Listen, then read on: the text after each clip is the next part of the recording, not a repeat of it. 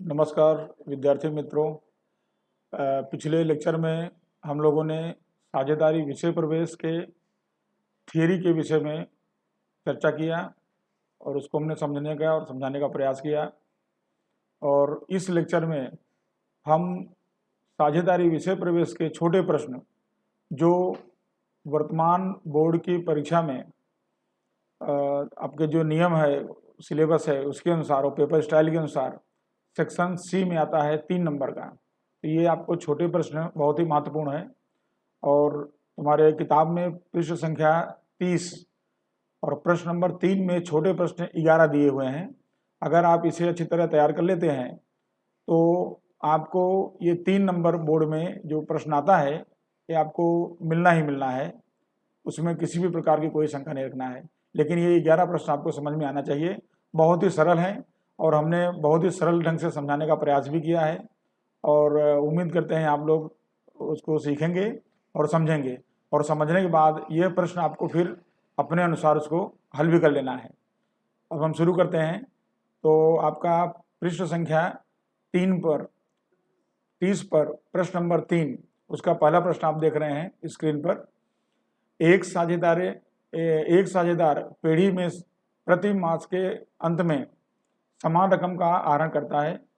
वर्ष के अंत में कुल आहरण वार्षिक आहरण दिया है 12,000 है। यदि आहरण पर वार्षिक 12% की दर से ब्याज वसूल करना हो तो वर्ष के अंत में आहरण पर ब्याज की गणना कीजिए। ये आपसे सवाल पूछा गया है और ये प्रश्न आपके लिए कितने नंबर का हुआ? 3 नंबर का हुआ, जो बोर्ड में पूछा जाता है प्रश्न उसके अनुसार। यहाँ पर आहरण पर ब्याज की गणना करना है। आपको एक चीज़ समझना चाहिए कि आहरण पर ब्याज की गणना अगर सामान्य रूप से गिनना है, खाली 3 महीने का गिनना है, 6 महीने का गिनना है, 1 वर्ष का गिनना है, तो हम आसानी से गिन लेते हैं। आहरण की रकम कर देते हैं, गुणे ब्याज का दर और गुणे समय, इस तरह से कर देते हैं। लेकिन जब प्रतिमास आहरण की गणना करने को आती है तो उस समय हमें ध्यान रखना होता है कि हमें 12 महीने तक हर महीने ब्याज की गणना करना पड़ता है। प्रतिमाह 12 महीना होता है वर्ष में। जैसे हम इनकम टैक्स का वर्ष ध्यान में लें अप्रैल से मार्च, तो अप्रैल से गिनना शुरू करेंगे तो पहले 12 महीने के ब्याज गिनेंगे, उसके बाद 11 महीने का ब्याज गिनेंगे, उसके बाद 10 महीने के ब्याज गिनेंगे। ऐसे हमको गिनती करनी पड़ती है। तो एक हमने यहाँ बहुत ही संक्षिप्त में समय का दर्शाने के लिए हमने यहाँ प्रयास किया है। तो उसी गणना के आधार पर हम 12 महीने तक लगातार ब्याज ना गिने, उसके बदले हम संक्षिप्त में इस चीज़ को ले सकते हैं। जैसे हमने दिखाया, देखो प्रति मास के आरंभ में आहरण किया गया हो तो उस समय हमको n बराबर कितना लेना होगा? 78/12 लेना होगा। आपको ये ध्यान रखना है। उसी तरह से अगर प्रति मास के मध्य में आहरण करना हो तो n बराबर हमको लेना है 72/12 और अगर प्रति माह के अंत में आहरण करना हो तो n बराबर लेना है 66/12। अब आपको एक चीज ध्यान रखना है कि ये 3 प्रकार का है, आरंभ में, मध्य में और अंत में। इनमें से ही आपको किसी एक प्रकार से प्रश्न पूछा जाता है।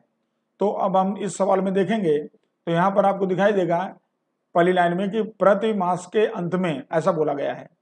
तो प्रति मास के अंत में आहरण किया गया है तो इसका मतलब हम देख रहे हैं कि n बराबर हमको कितना लेना होगा? 66/12। एक हमको यहाँ पर इसका क्लू मिलता है। और एक चीज और इसमें देखना है कि वर्ष के अंत में कुल आहरण आपको दिया है और कुल आहरण कितना दिया है? 12,000 दिया है। तो कुल आहरण 12,000 दिया हुआ है, ये वार्षिक आहरण हुआ। हमको प्रति मास का गिनती करना है तो हमको मासिक आहरण निकालना होगा। तो मासिक आहरण निकालने के लिए हमने यहाँ पर गणना लिखा है कि मासिक आहरण बराबर 12,000 और उसमें डिवाइड किया हमको 12 से भाग दिया। इस तरह से मासिक आहरण कितना आ गया? 1,000 आ गया। यानी कि साझेदार ने प्रति मास के अंत में 1,000 रुपया आहरण किया है।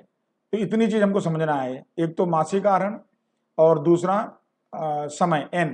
ये 2 चीज हमको समझ में आ गया तो आगे हम देखेंगे। तो यहाँ पर प्रति मास के अंत में आहरण किया जाए तो n बराबर 66/12 ध्यान में लेना है, जैसा हमने देखा। अब उसके आधार पर हमने आहरण पर ब्याज, जिसको हम आई कहते हैं, इंटरेस्ट, तो आई बराबर PRN/100 उस फॉर्मूले का उपयोग करेंगे। तो ये देखिए P यानी कितना हुआ? मासिक आहरण 1,000 गुणे ब्याज का दर 12/100 और गुणे समय n यानी कितना? 66/12। तो इस तरह से आप देखोगे तो इस तरह से ये इसको हल करेंगे तो हमारा उत्तर कितना आएगा? 660।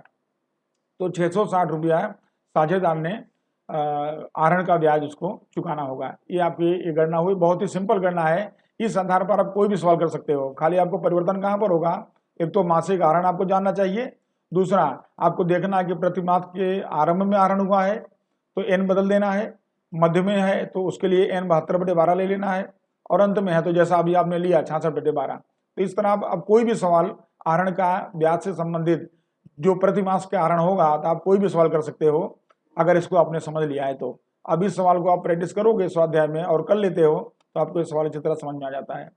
आगे बढ़ते हैं, आपके टेक्स्ट बुक में जो है सवाल नंबर 2, तो दूसरे प्रश्न में देखते हैं। तो यहाँ पर देखो दिया है अमृता और दिव्या एक साझेदारी पेढ़ी के साझेदार हैं, उनकी पूंजी का अनुपात 3:2 है। अब यहाँ एक चीज ध्यान रखना है आपको, पूंजी का अनुपात है, पूंजी का अनुपात दिया है तो वो लाभांश का अनुपात नहीं है, वो ध्यान रखना। अगर पूंजी का अनुपात है इसका मतलब लाभांश का अनुपात नहीं दिया है। तो लाभांश का अनुपात पिछले लेक्चर में हमने चर्चा किया था, तो कानूनी प्रावधान के अनुसार लाभांश कैसा होगा, एक समान, यानी दोनों साझेदारों के बीच में लाभांश का बंटवारा समान बटेगा 1:1।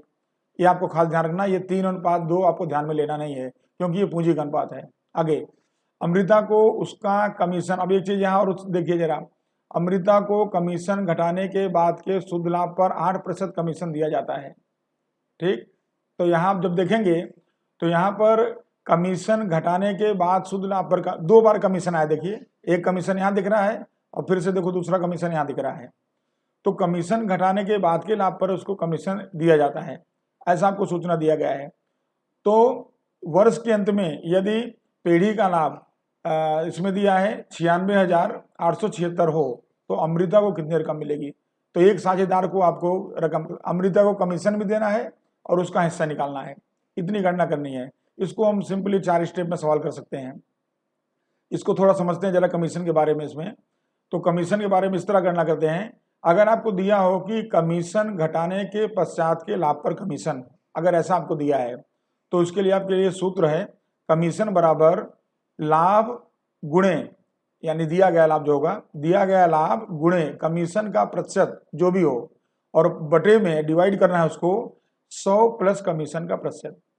जैसे मान लो अपने 5% गिनते हैं, एग्जाम्पल ले रहा हूं मैं, 5% कमीशन गिनना है तो यहाँ पर हम लाभ की रकम जो दिया रहेगा वो लिखेंगे, यहाँ कमीशन का प्रतिशत 5 आएगा और बटे में 100 + 5, 100 + 5 यानी कितना हो जाएगा, 105 हो जाएगा। और इसी को हम एक सामान्य गणना से भी कर सकते हैं। ये देखिए यहाँ लाभ लिखा, यहाँ कमीशन लिखा, तो अगर लाभ 105 यानी 100 जो हमने माना वो, और उसमें कमीशन जोड़ दिया, कमीशन का प्रतिशत, तो 105 अगर है तो उसमें कमीशन 5 होता है। तो दिया गया लाभ जो भी आपको दिया गया होगा वो लाभ है तो कमीशन कितना, ऐसे गणना करोगे तो भी आपका प्रश्न का उत्तर हल हो जाएगा।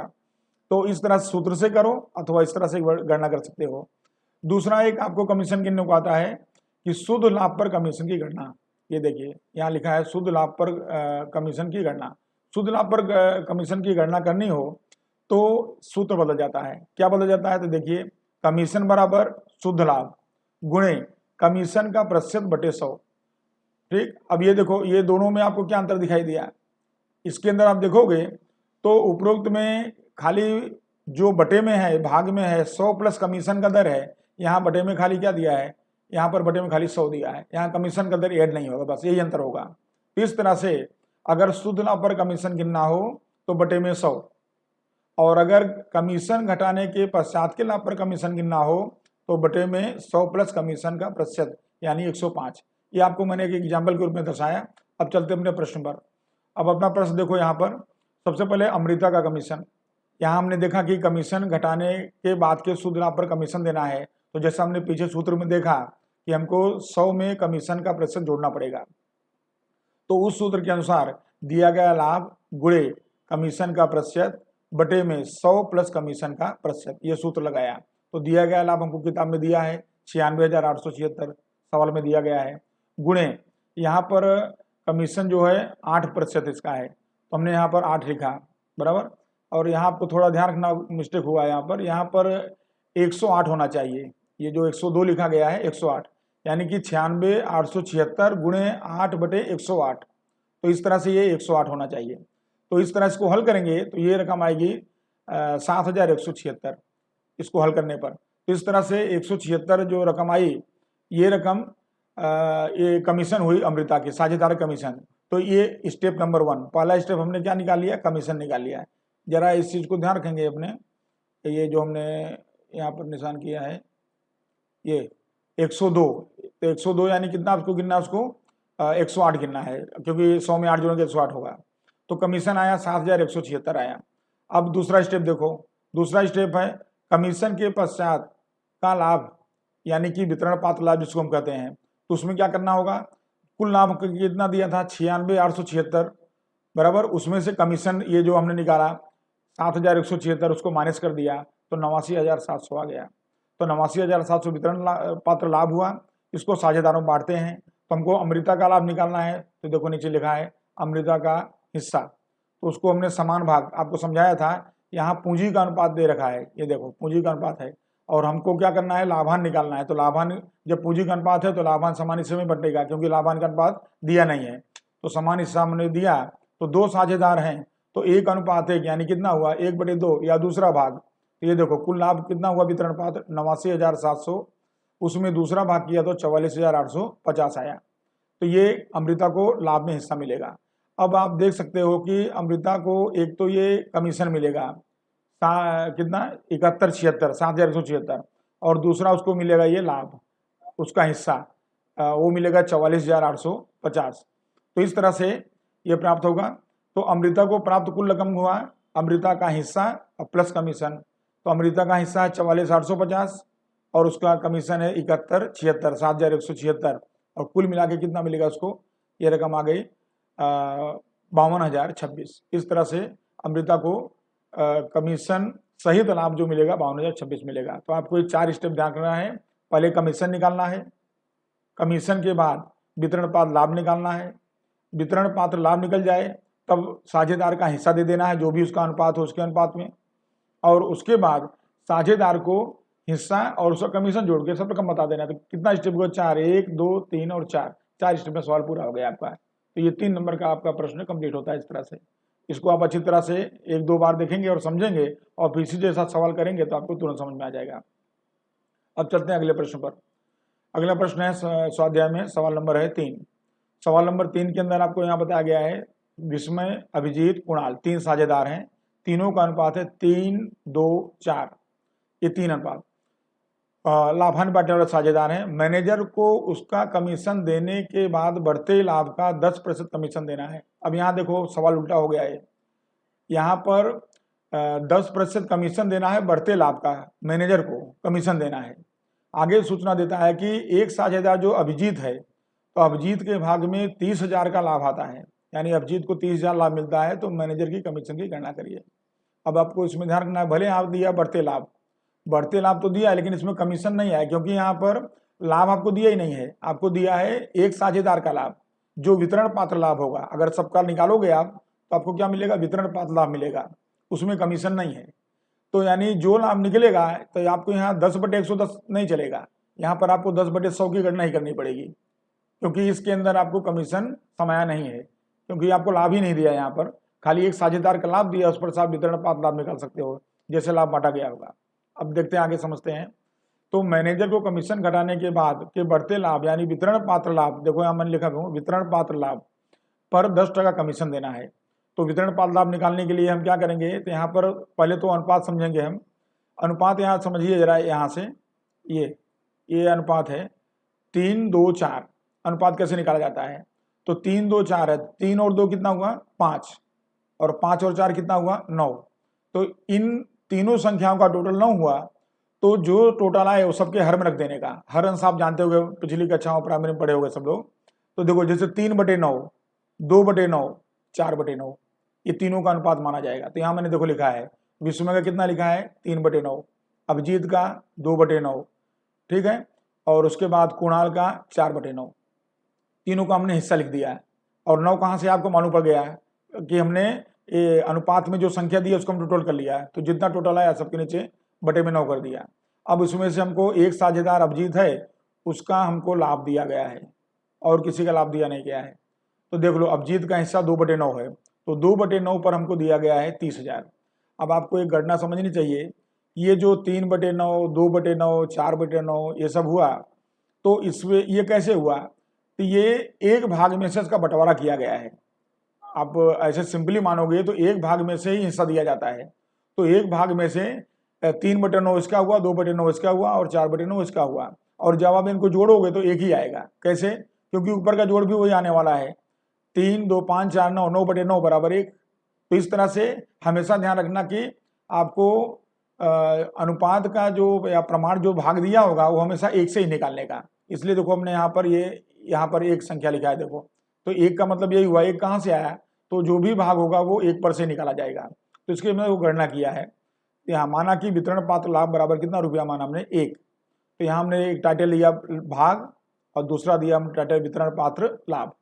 अब भाग देखो, तो यहाँ पर हम अभिजीत का हमारे पास हिस्सा है कितना है 2/9, ये देखो 2/9 भाग पर कितना लाभ है 1 रुपया, एक भाग।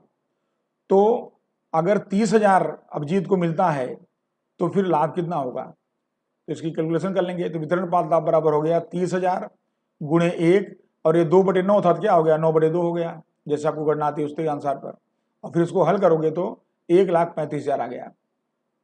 तो इस तरह से ये वितरण पात्र लाभ पीढ़ी का 1,35,000 मिल गया। जैसे मैंने आपको ऊपर बताया कि यहाँ 10 को 100 में जोड़ेंगे नहीं, 10/100 ही रहेगा, क्योंकि इसमें भी कमीशन नहीं जुड़ा हुआ है। तो देखो नीचे मैनेजर को कमीशन बराबर 1,35,000 लाभ था, उसका 10/100 कर दिया, तो इस तरह से इसको कमीशन कितना मिला मैनेजर का 13,500 रुपया। ये इसका उत्तर हो गया। एकदम बहुत ही सरल प्रश्न है, खाली आप थोड़ा सा ध्यान देंगे और खुद भी करेंगे, थोड़ा प्रयास करेंगे तो आपको बिल्कुल समझ में आएगा। और इसमें मैंने आपको अनुपात से लेकर के सारी चीज़ को समझाने का प्रयास किया है। आगे बढ़ेंगे, उसके बाद प्रश्न नंबर 4 आता है। प्रश्न नंबर 4 बहुत ही सरल प्रश्न है, खाली आपको लाभ बांट देना है बस।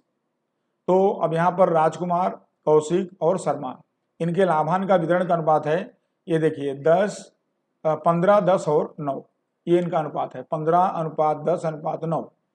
यदि वर्ष के अंत में पीढ़ी का कुल लाभ 68,000 हो तो प्रत्येक साझेदार को मिलने वाला लाभ ज्ञात कीजिए, यानी आपको लाभ बांट देना है। तो आपको मैंने अभी पिछले सवाल में जस्ट बताया कि 3 साझेदार हैं, तो देखो 3 हिस्सा दिया है, 15 दिया है एक का 10 दिया, एक का 9 दिया है। इनको हम टोटल करेंगे, 15 + 10 और + 9, तो इनका टोटल आएगा 34 आएगा।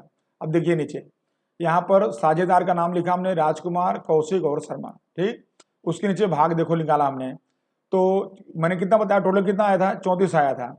तो राजकुमार का 15 है तो 15/34, कौशिक का 10 है तो 10/34, शर्मा का 9 है तो 9/34। समझ में आया आपको? एकदम देखो सिंपल है, टोटल जो भी आता है उसको खाली नीचे रखते जाओ, बस ये अनुपात बन गया, आपका भाग बन गया, हिस्सा बन गया, और अब बांट दो।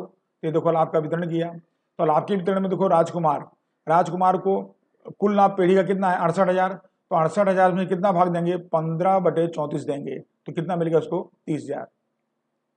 कौशिक को 68,000 में से कितना देंगे 10/34 देंगे, तो कितना मिलेगा 20,000 मिलेगा।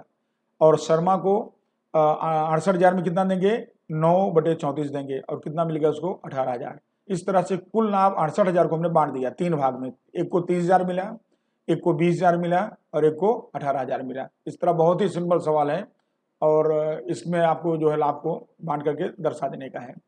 उसके बाद अब अगले सवाल पे चलेंगे, सवाल नंबर 5वें नंबर में देखिए जरा, ये थोड़ा जटिल है लेकिन बहुत सरल है अगर आप समझ गए तो। जैसे देखो मेहता को पांडे से 4 गुना, अब यहाँ पर आपको ये हाईलाइट करना है, जरा इसको देखना है। यहाँ पर मेहता को पांडे से 4 गुना और वाजपेयी को मेहता के हिस्से का आधा भाग मिलता है। आपको इसमें कैसा है, अनुपात नहीं दिया है, लेकिन आपको बताने का प्रयास किया गया है कि किसी एक भागीदार के साथ तुलना कर दिया गया है बस। अब इसमें को तुलना किससे किया, मेहता से किया है। मेहता को पांडे का 4 गुना, वाजपेयी को मेहता के हिस्से का आधा भाग मिलता है। वर्ष के अंत में पीढ़ी का लाभ 87,500 हो तो प्रत्येक साझेदार को मिलने वाली रकम की गणना करो। अब खाली आप अगर अनुपात बना लिए तो आप आराम से लाभ बांट सकते हो, जैसे अपने चौथे सवाल में बांटे वैसे बांटना है। खाली इसमें हमारे लिए नया क्या है, अनुपात बनाना है। तो देखो जरा, ये हमने पहला साझेदार मेहता, दूसरा पांडे है और तीसरा कौन है, वाजपेयी। इस तरह से तीनों को हमने लिखा। अब आपको प्रश्न में बहुत ध्यान देना है। हमें मेहता, पांडे, वाजपेयी तीन में से किसी को हम एक मान सकते हैं, किसी को भी मान सकते हैं। ऐसा नहीं कि हमने जिसको माना उसको आप मानो। आप मेहता को एक मान सकते हो, पांडे को मान सकते हो, वाजपेयी को मान सकते हो, आपका उत्तर आएगा। लेकिन मानने के पहले आपको ध्यान देना है कि हमारा जो अनुपात बने कहीं पॉइंट में दशमलव न आए, क्योंकि पॉइंट में आएगा तो हमको गणना में तकलीफ पड़ेगी। इसलिए हमें एक ऐसा अनुपात किस तरह से मानना चाहिए कि हमारा उत्तर राउंड फिगर में आ जाए। तो देखो हमने यहाँ पर पांडे को एक माना, मतलब साझेदार पांडे जो है उसको हमने कितना मान लिया, एक हिस्सा मान लिया। अब जब इसको एक मानेंगे तो देखो जरा, मेहता को पांडे से 4 गुना। अब समझो, मेहता जो है उसको पांडे से 4 गुना मिलता है, इसको एक मिलता है, तो एक का 4 गुना कितना हुआ, 4। इसका मतलब कि मेहता को कितना मिल गया, 4। दिख रहा सबको। उसके बाद देखो आगे, वाजपेयी को मेहता के हिस्से का आधा भाग मिलता है। ये रहा वाजपेयी और ये रहा मेहता। तो वाजपेयी को मेहता के हिस्से का आधा मिलता है, तो मेहता को कितना मिल रहा है, 4। उसका आधा कितना हो गया, 2। ये देखो अनुपात बन गया। यानी आप खाली 1 रुपया जो मानने वाले हो, अगर आप उन्हें सही ढंग से मान लिया तो आपका अनुपात तुरंत बन जाएगा। तो हमने पांडे को 1 माना और उसका 4 गुना मेहता को मिल गया, 4, और मेहता का आधा 2 वाजपेयी को मिल गया, और हमारा अनुपात बन गया देखो 4:1:2। ये अनुपात तैयार हो गया।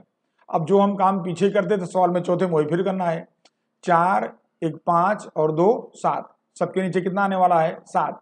अब देखो वितरण पात्र लाभ दिया है 87,500, तो उसमें से देखो मेहता को 87,500 में मेहता के साथ 4 है, तो 4/7। 7 कहाँ से आया, अनुपात का टोटल है, तो इस तरह से 50,000 मिला।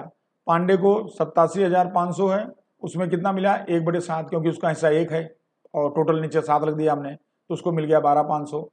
और उसी तरह से वाजपेयी है, उसको 87,500 है, उसका हमने 2 भाग है तो 2/7 कर दिया, तो मिल गया 25,000। और कुल 87,500 बांट दिया, तो एक को मिला 50,000, एक को मिला 12,500 और एक को मिला 25,000।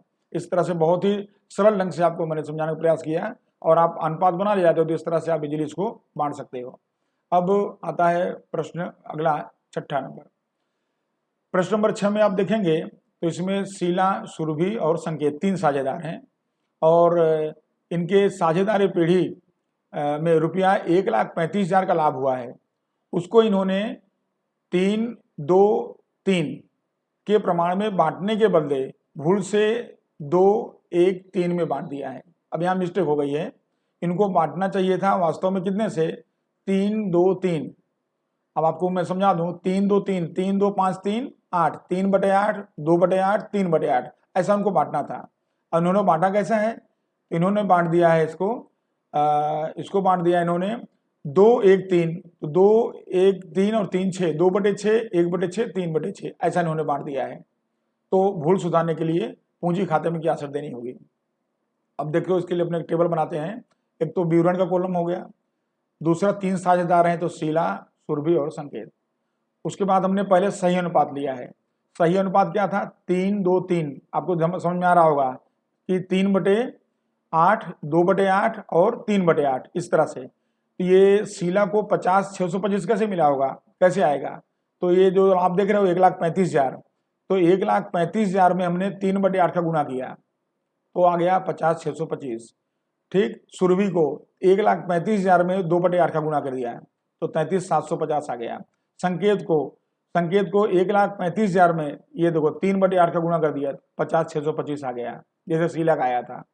बांट दिया इसको डायरेक्ट हमको, क्योंकि हमको कैलकुलेटर साधारण यूज करने की छूट है, तो हम आराम से गिनती करके इसमें लिख सकते हैं, हमको अलग से लिखने की कोई जरूरत नहीं है। आगे है गलत अनुपात। अब गलत अनुपात देखो, इसमें 2-1-3 था, तो इसका मतलब देखो ये शीला को 1,35,000 है, उसको हमने 2/6 कर दिया तो 45,000 आ गया। फिर उसके बाद उसी तरह से सुरभि का है 1,35,000 का 1/6 कर दिया तो 22,500 आ गया। और उसी तरह संकेत का है, इसको हमने 3/6 कर दिया तो 67,500 आ गया। ठीक, यानी इसको हमने सीधा डायरेक्ट यहाँ बांट दिया है। सवाल भी छोटा हो गया, समझ में भी आ सकता है, और आप कैलकुलेटर का उपयोग करोगे तो आपको तुरंत समझ में आएगा। तो ये हुआ। अब आपको ध्यान क्या रखना है, सही अनुपात को हमने देखो प्लस किया है, देख लो सही अनुपात में तीनों को हमने प्लस किया है, ठीक, और गलत अनुपात तीनों हमने माइनस किया है। उसके बाद हमने अंतर निकाला। अंतर निकालना है तो शीला में प्लस आ रहा है 5,625, सुरभि में आ रहा है 11,250 प्लस में आ रहा है, संकेत में आ रहा है माइनस में 16,875, इस तरह से आ रहा है। यानी दो साझेदारों का प्लस आ रहा है और एक साझेदार का क्या आ रहा है, माइनस आ रहा है। तो इस तरह से हमें ये रकम प्राप्त हुई, अंतर की रकम। अंतर की रकम मिल जाए तो फिर उस पर से हम डिसाइड करेंगे कि कौन जमा कौन उधार होगा। तो जो प्लस में हुआ वो जमा होगा और जो माइनस में हुआ वो उधार होगा। आप लोग देख रहे हैं इसके अंदर।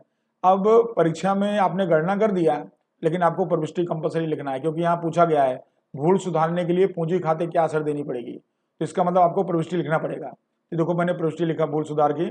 इसको आप फॉर्मेट में भी लिख सकते हो या सिंपली लिख सकते हो आप, तो भी चलेगा।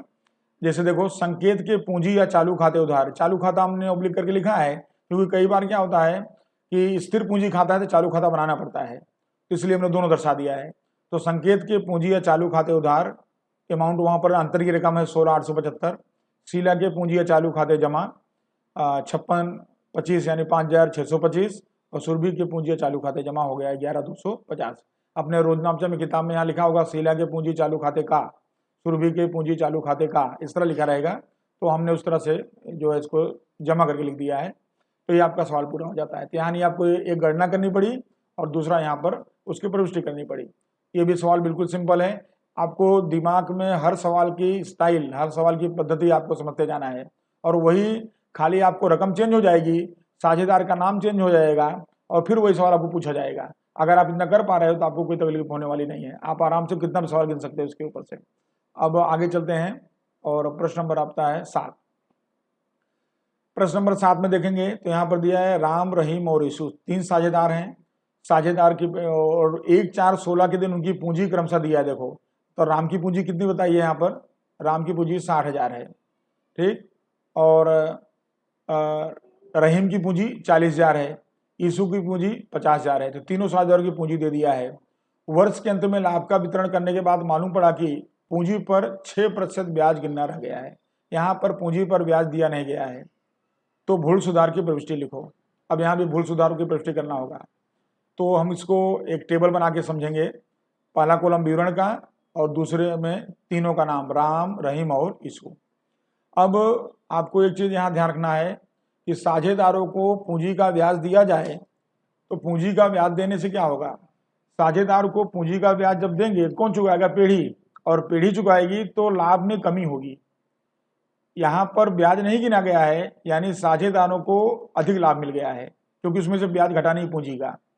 तो लेकिन जब पूंजी का ब्याज गिनेंगे तो फिर साझेदारों का जो लाभ है वितरण पात्र वो लाभ घटेगा क्योंकि पूंजी का ब्याज उसी में से माइनस होने वाला है, ठीक है। ये आपको दिमाग में पहले होना चाहिए। अब देखते हैं जरा, पहले तो पूंजी का ब्याज गिन लेंगे हमने यहाँ पर पूंजी का ब्याज 6% गिना है। तो आप सवाल में देखो जरा, राम की पूंजी 60,000 है तो 60,000 का 6% किया तो कितना आया, देखो 3600 आया, ठीक। उसके बाद रहीम देखो, रहीम की पूंजी कितनी है, 40,000 है, उसका 6% करेंगे तो कितना आया, 2400 आया। और उसके बाद है यीशु, यीशु की पूंजी 50,000 है, उसको हमने 6% किया तो कितना आया, 3,000 आया। तो अगर पूंजी पर ब्याज गिना गया होता तो राम को 3600 ब्याज मिलता, रहीम को 2400 ब्याज मिलता और यीशु को कितना मिलता, 3,000 मिलता, ठीक।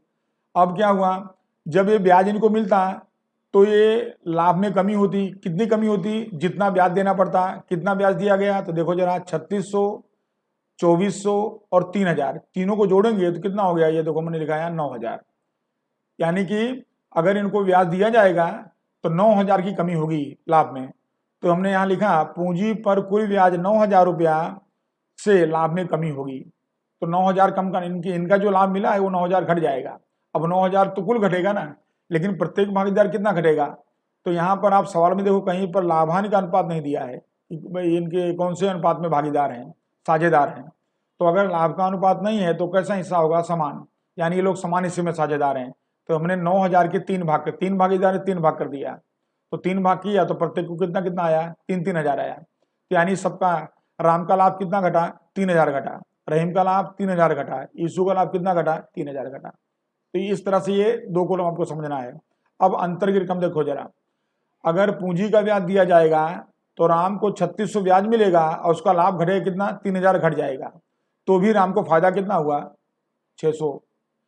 रहीम को ब्याज मिलेगा 2400, सामने नुकसान कितना होगा, 3,000 का, तो उसको वास्तविक नुकसान कितना होगा, 600। और यीशु को 3,000 ब्याज मिलेगा और नुकसान भी उसको कितने का होगा, 3000 का होगा। तो इसका कुल नुकसान कितना होगा, कुछ नहीं हुआ। तो अब देखा जाए तो तीनों साझेदारों में इसमें लाभ किसको हो रहा है, राम को। इसका मतलब कि ये पूंजी पर ब्याज की गणना के लिए किसने कहा होगा, राम ने कहा होगा, क्योंकि राम का फायदा हो रहा था। इसलिए राम बोला होगा कि भाई पूंजी इसका ब्याज गिनो, पूंजी का ब्याज 6%, क्योंकि उसको लाभ हो रहा है। रहीम तो बोलेगा नहीं, उसको तो फायदा हो रहा था पहले से, और यीशु भी नहीं बोलेगा, उसको कुछ लाभ नुकसान हो ही नहीं रहा था। ठीक है, तो इस तरह से साझेदार राम जो है उसको 600 का फायदा हुआ, प्लस हुआ, और रहीम को 600 माइनस हुआ, हानि हुई। तो अब इस पर प्रविष्टि बन जाएगी। तो भूल शुदा प्रविष्टि देखो नीचे, रहीम का खाता आपने यहाँ क्या बता रहे हैं इसके अंदर, तो रहीम का खाता माइनस है, तो माइनस को हमने उधार ले लिया। तो यहाँ पर हो गया रहीम के पूंजी या चालू खाते उधार, उसको नुकसान हुआ, और राम के पूंजी या चालू खाते जमा 600, ये इसकी भूल सुधार प्रविष्टि हुई। तो इस तरह से पूंजी पर ब्याज गिनना रह गया, तो ऐसे गणना करने का एक बार समझ लेते हैं। पहले 6% या जो भी ब्याज दिया ब्याज गिन लो, ब्याज के बाद कुल ब्याज जोड़ करके उसको साझेदारों में बांट दो, माइनस कर दो, और जो अंतर आए प्लस वाला जमा कर दो, माइनस वाला उधार कर दो। और इस तरह से आपका ये भूल सुधार प्रविष्टि पूंजी पर ब्याज गिनना रह गया हो तो ऐसी गणना आपको कर देने का है। उसके बाद अगले प्रश्न पे चलेंगे। प्रश्न नंबर 8 है। प्रश्न नंबर 8 है, इसमें आप देख रहे हैं कि लता, गीता, प्रवीणा 3 साझेदार हैं, और लाभ का वितरण करने के बाद मालूम पड़ा कि आहरण पर ब्याज 2700, 1200, 1500 गिनना रह गया। इसके पहले सवाल में पूंजी पर ब्याज गिनना रह गया था, और यहाँ क्या हुआ, आहरण पर ब्याज गिनना रह गया। उसका उल्टा हो जाएगा, पूंजी पर ब्याज गिनेंगे तो लाभ घटेगा, आहरण पर ब्याज गिनेंगे तो लाभ बढ़ेगा, क्योंकि आहरण का ब्याज कौन लेगा, पेढ़ी को चुकाना पड़ेगा, साझेदार को चुकाना पड़ेगा। तो उसकी भूल सुधार प्रविष्टि है। तो इसका हमने कॉलम बनाया, विवरण लता, गीता और प्रवीणा। सबसे पहले हमने लिख दिया आहरण का ब्याज, आहरण का ब्याज मैंने माइनस में लिख दिया। तो जो आपको यहाँ दिया है रुपया 2700 है, 1200 गीता का है, प्रवीणा का 1500 है। ठीक, अब इनको जोड़ेंगे तो कुल ब्याज कितना हो गया, 5400 हो गया। तो 5400 जो ब्याज हुआ, पूंजी का ब्याज होता तो लाभ घटता, लेकिन आहरण का ब्याज है तो लाभ बढ़ेगा। तो देखो हमने यहाँ लिखा आहरण पर ब्याज 5400 रुपया वृद्धि, और यहाँ भी लाभांश का अनुपात नहीं दिख रहा है, तो हम क्या बोलेंगे, समान भाग। तो 5400 को हमने समान भाग में बांट दिया, प्लस में। तो इस तरह से बांटेंगे तो तीनों साझेदारों में प्लस 1800, प्लस 1800, प्लस 1800, इसको बांट दिया। और अब अंतर की रकम निकालेंगे। तो हम देख रहे हैं कि लता को जो है यहाँ माइनस यानी कमी हो रही है, कितने की, 900 की, और गीता को 600 प्लस हो रहा है, और प्रवीणा को 300 प्लस हो रहा है। तो यानी गीता और प्रवीणा को 600 और 300 प्लस हो रहा है, यानी जमा करेंगे, और लता को माइनस हो रहा है 900 उधार करेंगे। प्रविष्टि देख लो, उधार है तो लता के पूंजी चालू खाते उधार, गीता के पूंजी या चालू खाते जमा, और प्रवीणा के पूंजी या चालू खाते जमा। इस तरह से इसकी प्रविष्टि हो गई। यानी पूंजी पर ब्याज और आहरण पर ब्याज, खाली दोनों में एक ही अंतर है कि पूंजी पर ब्याज गिनने से लाभ घटता है, और आहरण पर ब्याज गिनने से लाभ बढ़ता है। खाली आपको ये ध्यान रखना होता है। आगे नेक्स्ट आता है प्रश्न नंबर 9। प्रश्न नंबर 9 में मुकेश, धवल और विनोद 3 साझेदार हैं। उनकी पूंजी का देखो अनुपात यहाँ दिया है, भी ध्यान रखना है आपको। यहाँ साझेदारों का पूंजी का अनुपात है। पूंजी का अनुपात हो तो आपको तुरंत अलर्ट हो जाने का कि पूंजी का अनुपात दिया है तो लाभांश का अनुपात नहीं दिया है, इसका मतलब लाभांश समान भाग में बटेगा। लेकिन कभी ऐसा हो कि पूंजी का अनुपात भी हो, लाभांश का अनुपात हो, तो आपको फिर ध्यान रखना पड़ेगा। तो यहाँ पूंजी का अनुपात है। मुकेश को लाभ में कम से कम 35,000 मिलेंगे। अब देखो यहाँ 3 साझेदार हैं, मुकेश, धवल, विनोद, और मुकेश को कम से कम कितना मिलना चाहिए, 35,000। ऐसी गारंटी बाकी के 2 साझेदार ने दिया, धवल और विनोद ने दिया है। अब गारंटी तो कोई भी दे सकता है, एक साझेदार दे या 2 साझेदार मिलके दें, यहाँ दोनों ने मिलके दिया है, धवल और विनोद ने। पेढ़ी को वर्ष के में लाभ हुआ 90,000। तो साझेदारों के बीच लाभांश का बंटवारा किस तरह से होगा। अब बंटवारा करना है तो हमको क्या देखना, गारंटी किसने दिया है और किसको दिया है। तो हम देख रहे हैं गारंटी मुकेश को दी गई है, और देने वाले कौन है, धवल और विनोद। इसका नियम है, अगर जिसको गारंटी मिली है उसे कम मिलता है तो उसको उतना रकम अधिक देना पड़ेगा, और कौन देगा, जिसने गारंटी दिया है। कैसे देगा, अपने लाभांश का अनुपात में देगा। हम देख रहे हैं लाभांश का अनुपात है ही नहीं, तो लाभांश का अनुपात नहीं तो कैसे देना पड़ेगा, उनको समान हिस्से में देना पड़ेगा। यानी जितना आएगा आधा कौन देगा, धवल, और आधा कौन देगा, विनोद। समझते हैं सवाल को। यहाँ साझेदारों का लाभांश का अनुपात नहीं दिया है, पूंजी का अनुपात दिया है, तो आपने देख लिया सवाल में। इसलिए साझेदारों के बीच लाभांश का अनुपात समान होगा, ये आपको पहले स्पष्ट कर लेने का। अब हम बांटेंगे साझेदारों को प्राप्त लाभ, तो 90,000 लाभ है और हमने देखा कि लाभांश का अनुपात नहीं है, समान हिस्सा होगा 1:1:1, कितना हुआ टोटल 3। तो देखो सबके नीचे 1/3, 1/3, 1/3 हो गया। तो 90,000 को हमने 3 भाग किया तो प्रत्येक को कितना मिला 30,000, 30,000 और 30,000। ये जो बांटने का था वो हो गया। अब मुकेश ने गारंटी दी, उसके अनुसार देखो जरा, तो मुकेश को जो गारंटी दी गई है वो 35,000 की है। तो हम देख रहे हैं कि मुकेश को जो 30,000 मिला है उसको वास्तव में कितना मिलना चाहिए था 35,000, यानी मुकेश को यहाँ पर कितना कम मिला है 5,000 कम मिला है। तो मुकेश में हम 5,000 जोड़ दिए तो 35,000 मुकेश का हो गया। अब ये 5,000 कहाँ से आएगा, तो 5,000 धवल और विनोद देंगे, कितना देंगे समान भाग, क्योंकि इसमें लाभांश का अनुपात नहीं है। तो इसका मतलब 2500 धवल देगा और 2500 विनोद देगा। तो देखो इसमें से हमने माइनस किया, ये 2500 धवल में से माइनस किया और उसके बाद दूसरा 2500 विनोद में से माइनस किया। तो इस तरह से अब लाभ की गणना बदल गई।